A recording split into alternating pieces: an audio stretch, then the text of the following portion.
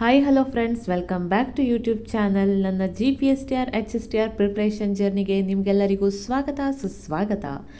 ನಾನು ಕೂಡ ನಿಮ್ಮಂತೆ ಒಬ್ಬ ಟೀಚರ್ ಆಸ್ಪಿರೆಂಟ್, ಶಿಕ್ಷಕಿ ಆಗಬೇಕು ಅನ್ನುವಂಥ ಕನಸನ್ನು ಇಟ್ಕೊಂಡು ಮನೆಯ ಜವಾಬ್ದಾರಿಗಳ ಜೊತೆ ನನ್ನ ಎಕ್ಸಾಮ್ ಪ್ರಿಪ್ರೇಷನ್ ಕೂಡ ಮಾಡ್ತಾ ಇದ್ದೇನೆ. ಬೆಳಿಗ್ಗೆ ಎದ್ದು ಓದೋಣ ಅಂತ ಕುಳಿತುಕೊಳ್ಳುವಷ್ಟರಲ್ಲಿ ಮೊದಲು ಮನೆ ಕೆಲಸ ಮುಗಿಸ್ಕೊಳ್ಳೋಣ ಅಂತ ಮನಸ್ಸು ಹೇಳುತ್ತೆ. ಮನೆ ಕೆಲಸ ಮುಗಿಸಿದ್ಮೇಲೆ ಇವಾಗಾದರೂ ಓದೋಣ ಅಂತ ಬುಕ್ ತೆಕ್ಕೊಂಡು ಕುಳಿತರೆ ಒಂದು ನಿಮಿಷದಲ್ಲಿ ಓಕೆ ಅಡುಗೆ ಕೆಲಸ ಸ್ಟಾರ್ಟ್ ಮಾಡಬೇಕಲ್ಲ ಅಂತ ಅನಿಸುತ್ತೆ. ಆದರೆ ಏನೇ ಇರಲಿ, ಮನೆ ಕೆಲಸ ಮುಗಿಯೋದನ್ನು ಕಾಯ್ತಾ ಕುಳಿತರೆ ನಾವು ಪ್ರಿಪ್ರೇಷನ್ ಮಾಡಲಿಕ್ಕೆ ಸಾಧ್ಯನೇ ಇಲ್ಲ. ಹಾಗಾಗಿ ನಮಗೆ ಸಿಕ್ಕಂಥ ಸಮಯವನ್ನು ಉಪಯೋಗಿಸ್ಕೊಂಡು ನಾವು ಏನು ಮಾಡ್ತಾ ಇರ್ತೇವೆ, ಪ್ರಿಪ್ರೇಷನನ್ನು ಮಾಡ್ಕೊಳ್ತಾ ಇರ್ತೇವೆ. ಇವತ್ತು ನಾನು ಮೊದಲು ಸ್ವಲ್ಪ ಟಾಪಿಕನ್ನು ಓದ್ಕೊಂಡೆ, ನಂತರ ಪ್ರೀವಿಯಸ್ ಕ್ವೆಶ್ಚನ್ ಪೇಪರನ್ನು ಸಾಲ್ವ್ ಮಾಡಲಿಕ್ಕೆ ಸ್ಟಾರ್ಟ್ ಮಾಡಿದ್ದೇನೆ. ಕ್ವೆಶ್ಚನ್ ಪೇಪರ್ ನೋಡಿದಾಗ ಸಮ್ಟೈಮ್ಸ್ ಏನು ಅನಿಸುತ್ತೆ ಅಂದರೆ, ಯಾವುದಾದ್ರೂ ಒಂದು ಸಬ್ಜೆಕ್ಟಿನ ಕ್ವೆಶ್ಚನ್ ಪೇಪರನ್ನು ನಾವು ತಗೊಂಡಿರ್ತೇವೆ. ಒಂದೆರಡು ಕ್ವೆಶ್ಚನ್ ನಮಗೆ ಬರೋದಿತ್ತ, ಓಕೆ ಈ ಟಾಪಿಕ್ ಇಷ್ಟು ಈಸಿ ಇದೆಯಲ್ಲ, ಆರಾಮಾಗಿ ಸಾಲ್ವ್ ಮಾಡ್ಬೋದು, ಬೇರೆ ಟಾಪಿಕ್ ಹಿಡಿಯೋಣ ಅಂತ ಹೀಗೆ ಡಿಸ್ಟ್ರ್ಯಾಕ್ಟೆಡ್ ಆಗಿ ಇರ್ತೇವೆ ನಾವು ಯಾವತ್ತು ಅಲ್ವ. ನಮ್ಮ ಪ್ರಿಪ್ರೇಷನ್ನಲ್ಲಿ ಕ್ವೆಶ್ಚನ್ ಪೇಪರ್ ಸಾಲ್ವಿಂಗ್ ತುಂಬ ಮುಖ್ಯ ಅಂತಲೇ ಹೇಳ್ಬೋದು.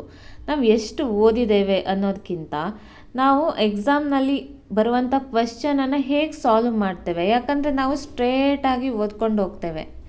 ಆದರೆ ಕ್ವೆಶ್ಚನನ್ನು ಅವರು ಟ್ವಿಸ್ಟಾಗಿ ಕೇಳಿರ್ಬೋದು, ಸೇಮ್ ಟಾಪಿಕ್ಗೆ, ಬಟ್ ಕ್ವೆಶ್ಚನ್ ಏನಾಗಿರುತ್ತೆ ಇಂಡೈರೆಕ್ಟಾಗಿ ಕೇಳಿರ್ಬೋದು. ಆವಾಗ ನಾವೇನು ಮಾಡ್ತೇವೆ, ಅಯ್ಯೋ ನಾನು ಈ ಟಾಪಿಕ್ ಓದೇ ಇಲ್ವಲ್ಲ, ಅಥವಾ ನನಗೆ ಇದ್ರ ಬಗ್ಗೆ ಏನೂ ಗೊತ್ತೇ ಇಲ್ವಲ್ಲ ಅಂತ ಕನ್ಫ್ಯೂಸ್ ಮಾಡಿಕೊಂಡು ಪ್ಯಾನಿಕ್ ಆಗ್ತೇವೆ.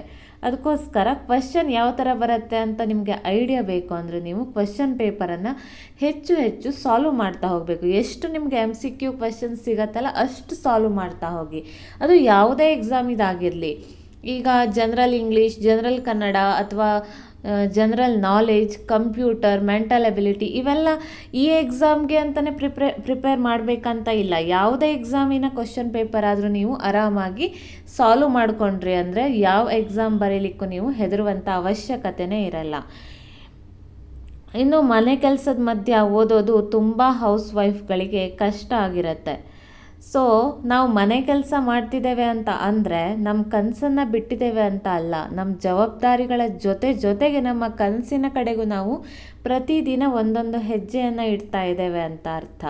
ನಮಗೆ ಈ ಬ್ಯಾಚುಲರ್ ಲೈಫಲ್ಲಿ ಇರೋ ಥರ 10 ತಾಸು ಓದಲಿಕ್ಕೆ ಆಗದೇ ಇರ್ಬೋದು, ಆದರೆ ನಾವು ಯಾವಾಗ ಓದ್ತೇವಲ್ಲ ಅದನ್ನು ನೀಟಾಗಿ ಓದಬೇಕು. ಹಾಗೆ ನೀವು ಓದ್ತಾ ಇದ್ದೀರಿ ಅಂತ ಅಂದ್ಕೊಳ್ತೇನೆ. ದಿನ ಒಂದು ಕ್ವೆಶ್ಚನ್ ಪೇಪರ್ ಆದರೂ ಸಾಲ್ವ್ ಮಾಡುವಂಥ ಅಥವಾ ಓದಿದ ಟಾಪಿಕ್ಕನ್ನು ರಿವೈಸ್ ಮಾಡುವಂಥ ಹ್ಯಾಬಿಟನ್ನು ಸಹ ನೀವು ಬೆಳೆಸ್ಕೊಳ್ಳಿ, ಆಯಿತಾ. ಕನ್ಸಿಸ್ಟೆನ್ಸಿ ಇಂಪಾರ್ಟೆಂಟ್ ಆಗುತ್ತೆ. ನಿಮಗೆ ಈ ವಿಡಿಯೋ ಇಷ್ಟ ಆಗಿದ್ದರೆ ಲೈಕ್, ಶೇರ್, ಕಮೆಂಟ್ ಮಾಡಿ. ಹಾಗೆ ನನ್ನ ಚಾನಲನ್ನು ಫಾಲೋ ಮಾಡ್ಕೊಳ್ಳಿ. ಮುಂದಿನ ವಿಡಿಯೋ ಜೊತೆ ಮತ್ತೆ ಸಿಗ್ತಾನೆ. ಅಲ್ಲಿವರೆಗೂ ಟಾಟಾ, ಬಾಯ್ ಬಾಯ್.